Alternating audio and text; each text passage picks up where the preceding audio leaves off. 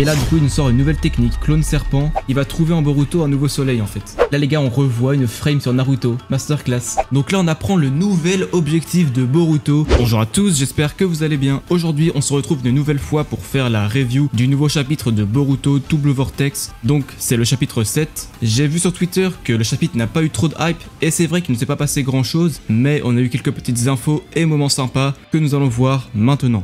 Donc le chapitre commence, on a la philosophie de Mitsuki, toujours avoir un soleil. Mitsuki lui c'est les ténèbres, il a besoin d'un soleil, son soleil c'est donc Kawaki, mais pour lui c'est Boruto. Mais on va voir par la suite du chapitre que le soleil qu'il pensait avoir n'est pas le soleil qu'il voulait réellement. Il rajoute même que vraiment sa raison de vivre c'est vraiment son soleil, sans lui il ne peut pas vivre. Et donc là Mitsuki il fonce sur Boruto, mode ermite. Et le combat se lance direct. Voilà, Boruto, il engage le combat, il lance ses shurikens. Mitsuki combat avec son mode ermite qui s'est amélioré parce que là, il a des gros serpents sur son mode ermite. Boruto qui utilise les Raishin pour se téléporter. Et je sais pas si vous avez remarqué, mais Boruto, lui, pour se téléporter, il utilise vraiment des shurikens. Et j'ai vu aussi sur Twitter qu'il y a plein de gens qui se plaignent de ça. Parce qu'ils auraient bien aimé que, comme Minado, tu vois, il utilise des kunai. Là, Boruto, il utilise les Raishin, mais vraiment sur tout et n'importe quoi. Et on voit même pas de marque de saut, donc c'est ça qui ça dérange un peu les gens. Et bon, en vrai, les gars, ça me dérange pas trop, mais c'est vrai qu'il aurait été plus stylé qu'ils mettent des sauts un peu partout. Parce que là, on voit vraiment rien, genre. Et là, Mitsuki va nous apprendre quelque chose d'incroyable. C'est que déjà, Boruto, il est capable de vaincre Code tout seul. Mais le pire, c'est que Mitsuki va rajouter que même Kawaki ne ferait pas le poids face à Boruto. Les gars, ça, c'est en vrai, c'est logique, mais Boruto, il est devenu tellement fort qu'il froisse tout le monde dans le manga. Là c'est le numéro 1 du manga, hein, de l'univers de Naruto, c'est le mec le plus fort pour moi. En tout cas, pour l'instant. Là, Mitsuki, il est prêt à mourir pour tuer Boruto quand même. Hein. Et voilà, là, la puissance de Mitsuki. Là, dans le manga, on se rend pas trop compte de la puissance, mais je pense que vraiment, dans l'anime, on va vraiment se rendre compte de la puissance de Mitsuki là, à ce moment-là.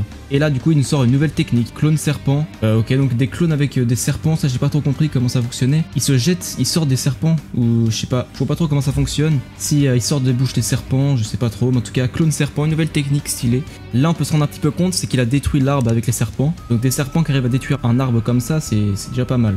Boruto, il a son petit aspect écologique, hein, voilà, il se méfie de l'environnement. Pourquoi pas? Alors, dans Naruto, les gens ils en avaient rien à foutre, ça détruisait des forêts au calme.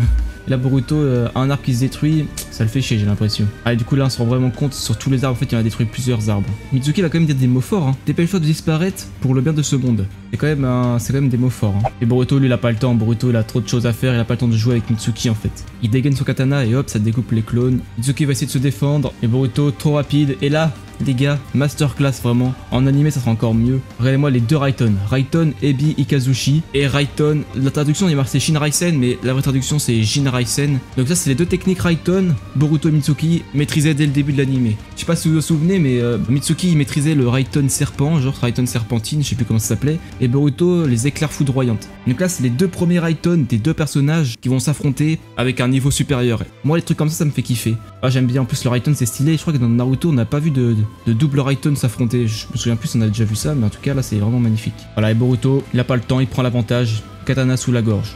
Terminé pour Mitsuki. Mitsuki, voilà, il est prêt à mourir, il a perdu. Et Boruto, il va faire le blabla no jutsu comme Naruto pour essayer de retourner le cerveau de Mitsuki. On va voir d'ailleurs que ça marche vraiment. Il va lui dire que le soleil qu'il voyait en Kawaki, c'était pas le vrai soleil. Et encore une fois, Mitsuki s'en rend bien compte que le soleil qu'il pensait avoir, ce n'est pas Kawaki, parce que Kawaki, il le maltraite comme un chien. Kawaki, il s'en bat les couilles de Mitsuki, c'est un truc de fou. Et du coup, quand il va revoir Boruto, il va se dire « Ah, ok, c'est peut-être lui le... » Il va trouver en Boruto un nouveau soleil, en fait. Alors qu'en fait, Boruto, c'est le soleil qu'il avait depuis le début. Il va retrouver un nouveau soleil, et ce sera encore une nouvelle fois Boruto. Donc, on voit que Mitsuki, c'est vraiment très sincère ce qu'il pense. Et voilà, et vraiment c'est magnifique parce que même dans l'adversité, Mitsuki retrouve de la lumière dans Boruto, alors qu'il pensait que c'était lui le méchant. Bon les gars, je sais pas ce que vous en pensez, mais moi je pense que Mitsuki il est amoureux de Boruto. Voilà, Mitsuki est amoureux de Boruto, vous me dites ce que vous en pensez. Et voilà, Mitsuki va être intrigué par Boruto, parce que Boruto il sait des choses, Mitsuki ne comprend pas. Comment Boruto peut savoir autant de choses? Boruto lui dit « Je suis ton soleil ». Il n'y a aucune alternative. Et Mitsuki va dire putain mais c'est vrai qu'il ressemble à un soleil. Mais bon il va quand même essayer de le prendre avec son serpent. Mais vraiment il va tellement douter que c'est vraiment lui son soleil qu'il va le lâcher au bout d'un moment. En fait Mitsuki il a juste besoin d'un soleil dans sa vie. Hein. Mitsuki tu lui mets le soleil devant lui et il arrête tout. Et là Mitsuki va lui demander pourquoi as-tu tué le 7ème Hokage. Et là Boruto il va faire la révélation à Mitsuki, Shikamaru et Ino que Naruto et Hinata du coup sont en vie. Et comme eux ils ne pensaient mort, ça va retourner un petit peu les choses ça. Vu que Shikamaru commence à croire que c'est Boruto, le vrai jeu commence là les gars. Là, Boruto, il va recruter Mitsuki. Voilà, c'est le petit mercato. Voilà, si tu as vraiment besoin d'un soleil, tu peux venir me rendre visite. Il a recruté Mitsuki, ça c'est magnifique. Là, Shikamaru, il est quasiment sûr que Boruto, c'est le vrai Boruto. Voilà, Kawaki s'est réveillé, il est devant Ida. Et là, Shikamaru, il commence vraiment à comprendre du coup que ses souvenirs ont été réécrits selon le désir de Kawaki. Boruto, tu vois, il doit pas se faire repérer, donc du coup, voilà, il reste dehors et c'est grâce à Ino. En vrai, Ino, les gars, sans Ino, il pourrait pas faire ça. Je suis désolé, mais Ino, elle carry. Hein. Vraiment, heureusement qu'Ino, elle est là. Hein. Boruto lui explique tout en fait, hein, au nouvel Hokage. Donc l'histoire va changer les gars. Est-ce qu'il va se ranger du côté de Boruto? Je ne sais pas parce que s'il fait ça, Shikamaru ça sera un traître. Ah j'ai peut-être une théorie les gars. Ah je vais la dire après le watch time. Je vais la dire à la fin. J'ai une théorie sur Shikamaru les gars, va être incroyable. Boruto dit que vous avez réussi à venir à cette conclusion tout seul. C'était impressionnant. Mais oui parce que Shikamaru il est trop intelligent les gars. Il fait honneur à son intelligence. Là les gars on revoit une frame sur Naruto. Masterclass. Moi je suis heureux là. On revoit Naruto vite fait. Incroyable.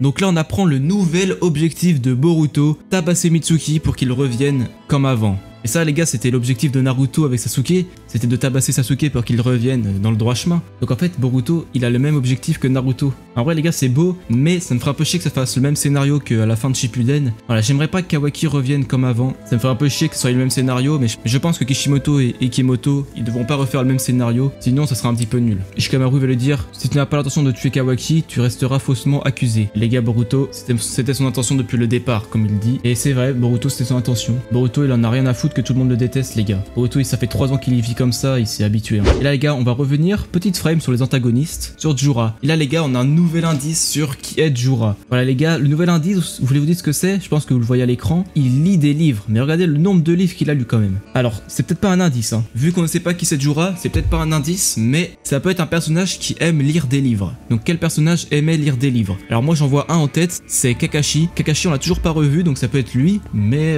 pourquoi sa cible ça serait Naruto? Et moi j'aurais pensé que la cible de Kakashi, s'il aurait été Shinju, ça aurait plutôt été Guy, voilà je sais pas. Mais voilà, en tout cas les gars, nouvel indice, il aime lire des livres, et peut-être que du coup, il lit juste des livres pour s'instruire comme il le dit. Peut-être que c'était vraiment sa passion quand elle n'était pas Shinju, dites-moi ce que vous en pensez. Et du coup le chapitre se finit, Jura va aller retrouver Uzumaki Naruto. Oh là là là là. Prochain chapitre, on revoit Naruto. Les gars, je suis hype comme un zinzin.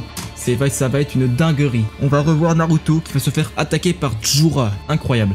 Et du coup les gars, ma théorie sur Shikamaru, je vais vous la dire. Shikamaru c'est le nouvel Hokage. On est d'accord avec ça? Sauf que c'est pas le Hokage officiel. Pourquoi pas? Et pour moi, si tout le monde pense que Naruto est mort, je ne vois pas pourquoi il ne va pas élire un nouvel Hokage, mais un vrai Hokage. Ça c'est une vraie question. Pourquoi Shikamaru est un Hokage temporaire alors que tout le monde pense que Naruto est mort? Ça me fait bizarre, mais je pense à un truc les gars. C'est que si Shikamaru se range du côté de Boruto, il sera vu comme un traître. Et donc il sera démuni de ses fonctions de Hokage. Si tout le monde le voit comme un traître, il ne sera plus Hokage. Ça veut dire qu'il faudra quelqu'un d'autre pour le remplacer encore une nouvelle fois. Alors ma théorie c'est que Shikamaru va se ranger aux côtés de Boruto, mais il va le faire discrètement avec Ino, ou même sans Ino, je sais pas s'il le fera avec Ino, mais en tout cas il va se mettre du côté de Boruto secrètement, sans que personne le sache. Il va laisser Boruto tout seul, mais quand il pourra l'aider, il le fera. Du coup, mais en fait si je pense que Ino va se ranger aussi avec lui, parce que sinon il pourra pas parler avec Boruto. Et voilà, c'est ma théorie sur Shikamaru. Dites-moi ce que vous en pensez. Dites-moi aussi ce que vous avez pensé de ce chapitre. C'était pas le meilleur chapitre qu'on a eu depuis le début, je pense que c'est même le pire, mais le pire ne veut pas dire qu'il était nul. C'est juste que sur les 7 chapitres masterclass qu'on a eu, il y en a bien un qui est au-dessus, qui est en dessous des autres, et c'est le 7 pour moi. En tout cas, on a quelques informations. La fin du chapitre nous hype vraiment sur le prochain chapitre, le chapitre 8, où on va revoir Naruto, ça va être incroyable.